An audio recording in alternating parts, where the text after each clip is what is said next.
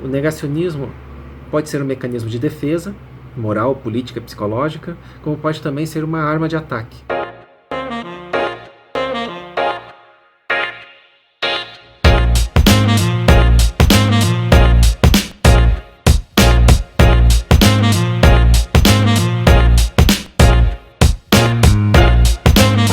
Eu acredito que de múltiplas formas o negacionismo ele está não só ligado a outros aspectos da nossa realidade que nos incomodam, mas principalmente o negacionismo ele é uma síntese da nossa realidade atual.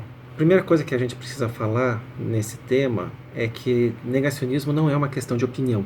E acho que a melhor forma de nós pensarmos, entendermos isso, é falando um pouco sobre o porquê ocorreu então o negacionismo do Holocausto, né? Que é provavelmente um dos negacionismos mais presentes que a gente tem hoje e que ainda hoje tem bastante adeptos, né? Apesar de todas as evidências e documentos históricos que atestam a realidade desse evento. E vejam, aqui é que a gente tem uma certa linha demarcatória, né? O negacionista diz que nada aconteceu. Ele nega a realidade do Holocausto, né? Ele nega a organização do genocídio, ele nega a ação deliberada dos nazistas. Essa argumentação começou a ser gestada ainda durante a guerra, né? Durante a Segunda Guerra Mundial, quando as notícias das primeiras libertações dos campos começaram a aparecer. E na França, em particular, a ideia de que isso deveria ser mentira foi bastante aceita pela cúpula de Vichy, né? E pelos colaboracionistas. A lógica era de que estavam inventando mentiras para desmoralizar os nazistas e também aqueles que se alinhavam à Alemanha naquele período. Ou seja, estavam inventando mentiras para justificar as ações que seriam cometidas contra os colaboracionistas ao final da guerra. Depois, para os negacionistas, o evento se tornou uma história para justificar, por exemplo, a humilhação dos nazistas em Nuremberg. Depois, para justificar o domínio em contexto dos Estados Unidos e da União Soviética no pós-guerra. Ou ainda, né, claro, para justificar também a fundação do Estado de Israel.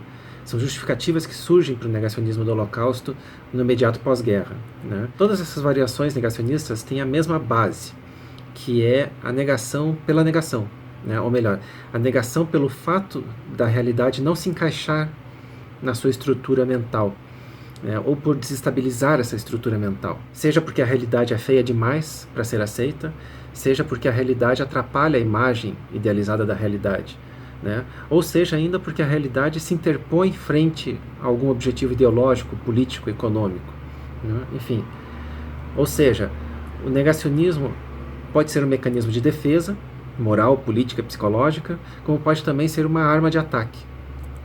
E vejam, não estamos falando aqui de interpretações, né? Nem de especulações ou de críticas sobre os usos do passado ou da memória. Também não estamos falando aqui de revisionismo histórico.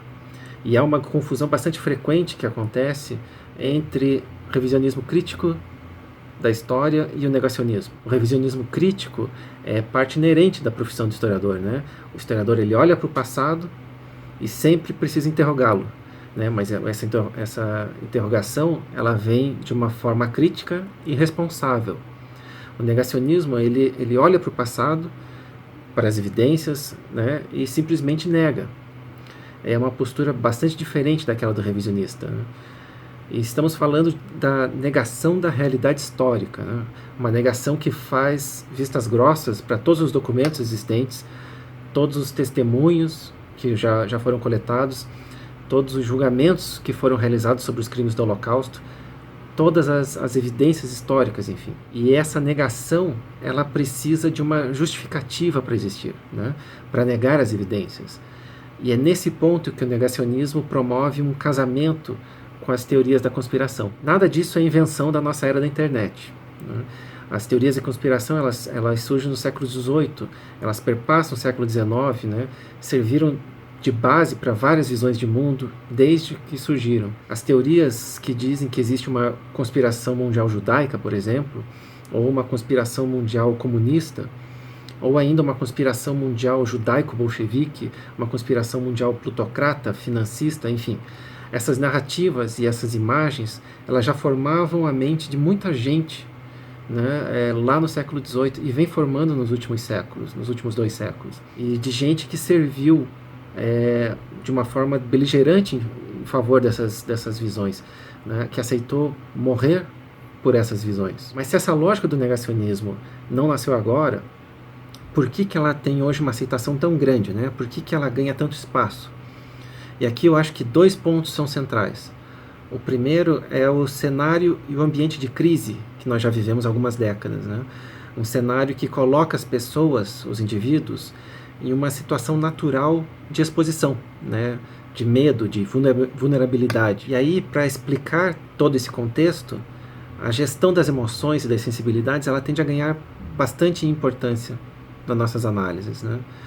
Se a situação é tão difícil, alguém deve estar causando tudo isso. E aí as explicações conspiratórias ganham espaço e acionam o gatilho do negacionismo. Cria-se todo um novelo explicativo, porque se você aceita a ideia de que uma conspiração mundial é possível, com base em nada, você aceita todas as possíveis conspirações. E o segundo ponto é a dinâmica, claro, da internet 2.0. Uma dinâmica que possibilita uma difusão dessas teorias negacionistas de forma instantânea, né, para uma quantidade massiva de pessoas. E não é apenas uma questão de polarização, né, de pensar que as bolhas virtuais produzem isso. Eu acho que isso é uma meia-verdade. Quer dizer, existe uma maior facilidade, né, de difusão, mas a simples recepção de teorias negacionistas não faz da pessoa automaticamente um negacionista de carteirinha. Antes da internet também existiam bolhas, né? As pessoas ainda se relacionavam com bases em afinidades eletivas. O que a polarização tem a ver com essa situação é que a informação que é propagada e aceita em determinadas bolhas é automaticamente tomada como verdade. Não como fruto de conhecimento, né? Mas como uma demarcação social, uma demarcação política e, por extensão, também uma demarcação identitária. Defender ou propagar determinadas teorias ou manifestar determinados comportamentos se tornou uma espécie de demarcação social, né, uma espécie de manifesto. O acesso a informações pelas redes sociais obedece a logaritmos excludentes, né? Isso nós já sabemos. Ser alimentado apenas por uma fonte de informações sempre foi um problema, né? Hoje é um problema maior, né?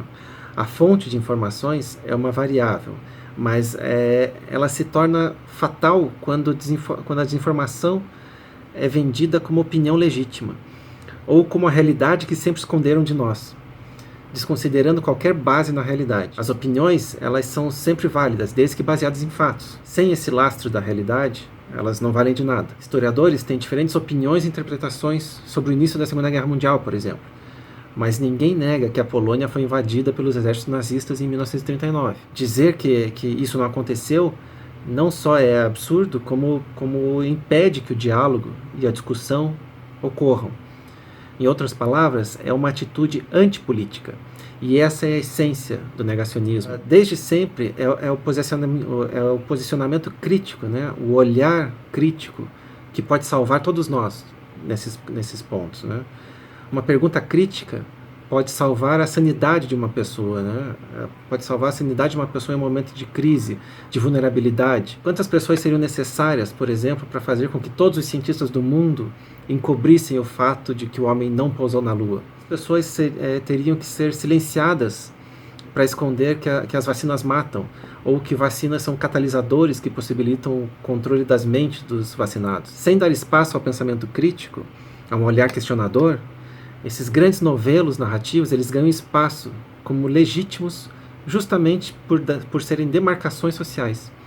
E nesse manifesto não é apenas a negação do Holocausto que ganha espaço, mas a negação da vacina, a negação da ditadura, a negação da corrupção, a negação da violência, a negação da dignidade humana.